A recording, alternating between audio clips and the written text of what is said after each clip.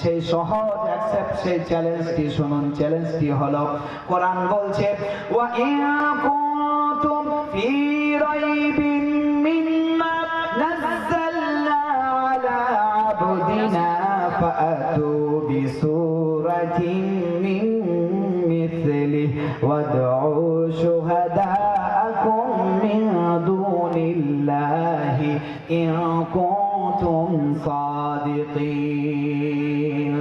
হে দুনিয়ার মানুষেরা, যারা আছো তোমরা এই পৃথিবীতে, যদি কোরআনের উপর কোনো সন্দেহ আছে তোমাদের যে এই কোরআন আল্লাহর কালাম না, যদি তোমাদের সন্দেহ আছে যে এই কোরআন আল্লাহর কালাম না, এই কোরআনের কোনো সততা নেই, এই কোরআনের মধ্যে কোনো গুণ নেই, এই কোরআন এক নাম্বার হতে পারে না, তাহলে সবাই শুনো শুনো, সেই কথাটি হলো যে তোমরা এই কোরআনের মতো কোরআন লিখে নিয়ে আসতে হবে না তোমাদেরকে।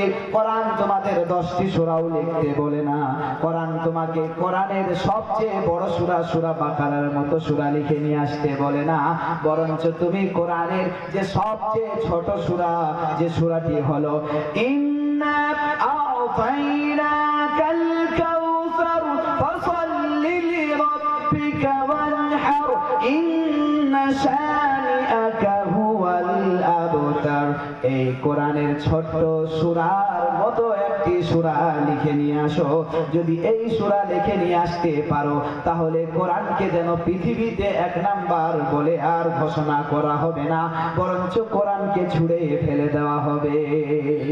এই ওয়াদা, এই চ্যালেঞ্জ আজ নয়, যখন কোরআন অবতীর্ণ হলো, কোরআনের পিছনে যখন সমস্ত কাফিরগুলি লেগেছিল, যে কোরআনের ভাষা, যে আরবি ভাষা নিয়ে মক্কার কাফিরেরা, মক্কার শত্রুগুলি অহংকার করছিল, সেই ভাষাতে এই কোরআনকে অবতীর্ণ করা হলো আর তাদেরকেই চ্যালেঞ্জ করে দেওয়া হলো, তোমরা যে ভাষায় কথা বলো নবী মুহাম্মদও সেই ভাষায় কথা বলে। নবী মুহাম্মদ যে কোরআন তোমাদেরকে পড়ে শোনায়, যদি তোমরা ভরসা নাই মুহাম্মাদের উপর, যদি তোমরা কোরআনকে মিথ্যা মনে করছো, তাহলে আরবি ভাষাতেই তোমরা একটি সূরা লিখে নিয়ে আসো।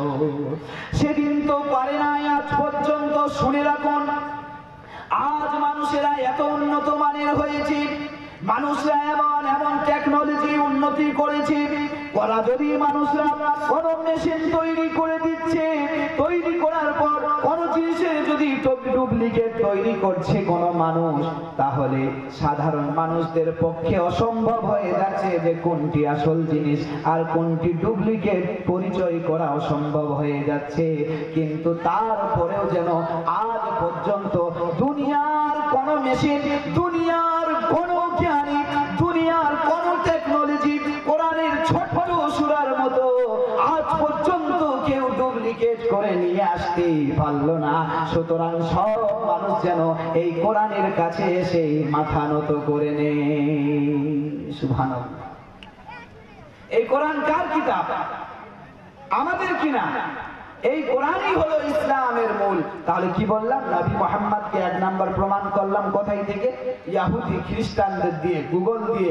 ইসলাম সম্পর্কে গান্ধীজি যা কমেন্ট করেছেন, তিনি বলছেন এই দুনিয়ায় যদি ইসলাম প্রচার হয়েছে তাহলে শুধুমাত্র নবী মুহাম্মদের চরিত্র আর কারণে, আর ইসলামের যে সামঞ্জস্য রুল রেগুলেশন এর কারণে, আর এই দুনিয়াতে ইসলাম সারা জীবন টিকে থাকবে।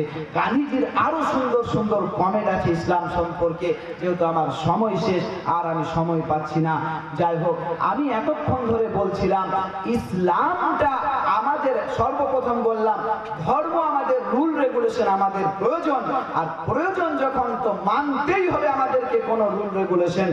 তখন মানতে গেলে কোন রেগুলেশন মানবো? রুল রেগুলেশন যেগুলি দুনিয়ার সবচেয়ে এক নাম্বার, যার ভ্যালু আছে এই দুনিয়াতে, যার ভ্যালু আছে সেই ধর্মই মানতে হবে। আর আমি এর ভ্যালু, ইসলামের ভ্যালু, ইসলামের যে কোয়ালিটি, সেগুলি আপনাদের সামনে পেশ করলাম। যাই হোক, ইসলামকে তাহলে মানতে হবে। এবার দেখুন ইসলাম সম্পর্কে, ইসলাম শব্দটি নতুন না, এই তথ্যটি শুনে রাখুন। আল্লাহ পাক রব্বুল আলামিন যে ইসলাম বলেছেন, ইসলাম শব্দটি নতুন না। ইসলামের মৌলিক উপাদান, ইসলামের মূল কথা কি হলো? দেখুন হযরত নূহ আলাইহিস সালামকে যখন পাঠালেন আল্লাহ কি বলছেন, ওয়ালাকাদ আরসালনা নূহান ইলা কওমিহি ফাকালা ইয়া কওমি ইবুদুল্লাহা মা লাকুম মিন ইলাহিন গায়রুহু। হে দুনিয়ার মানুষেরা, আমি যখন নূহ আলাইহিস সালামকে পাঠালাম তার নিজের সম্প্রদায়ের কাছে, তখন তিনি যে দাওয়াতটি দিলেন সর্বপ্রথম সেটি হলো, হে দুনিয়ার মানুষেরা, হে আমার উম্মতেরা, নূহ আলাইহিস সালাম বললেন তোমরা দুনিয়ার সমস্ত মাবুদগুলি ছেড়ে দিয়ে শুধুমাত্র এক আল্লাহর উপাসনা করো, এক আল্লাহর ইবাদত করো। সেই মতো যখন শোয়েব আলাইহিস সালামকে পাঠানো হলো, হুদ আলাইহিস সালামকে পাঠানো হলো, সমস্ত নবীকে এক এক করে পাঠানো হলো।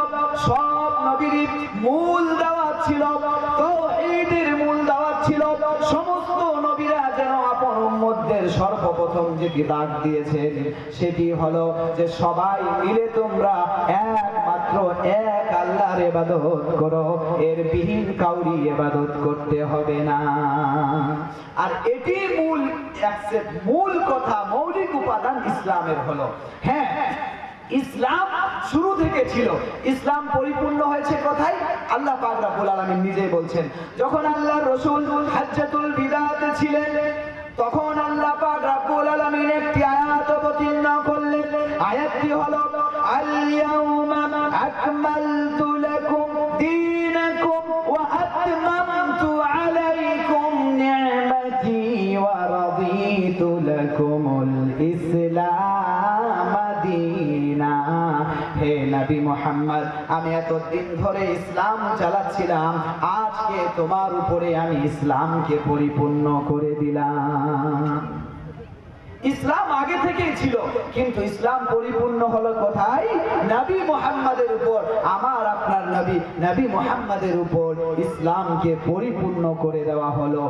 এরপরে ইসলামে আর কোন জিনিস ভরা যাবে না। ইসলাম সেদিন থেকেই পরিপূর্ণ হয়ে গেল। চালাবো বলেন না, 15-20 মিনিট, আর 15-20 মিনিট।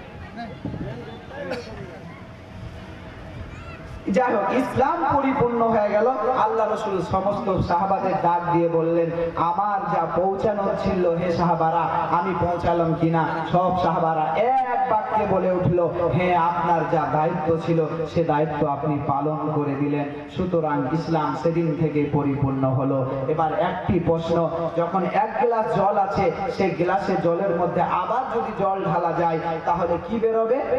আগের জলটা বেরিয়ে যাবে। সেই মতো ইসলাম পরিপূর্ণ হয়ে গেছে।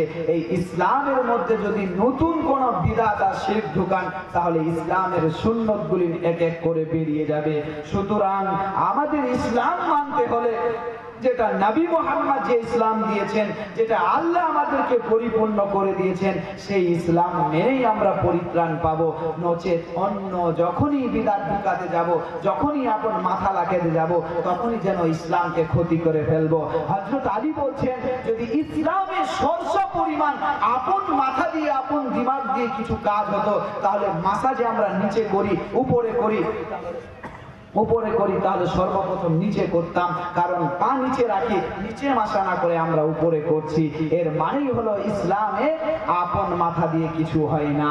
পরিপূর্ণ এক কথায় যে ইসলাম দিয়েছেন সেই ইসলাম মানতে হবে, নবী মুহাম্মাদের তরিকায় চলতে হবে।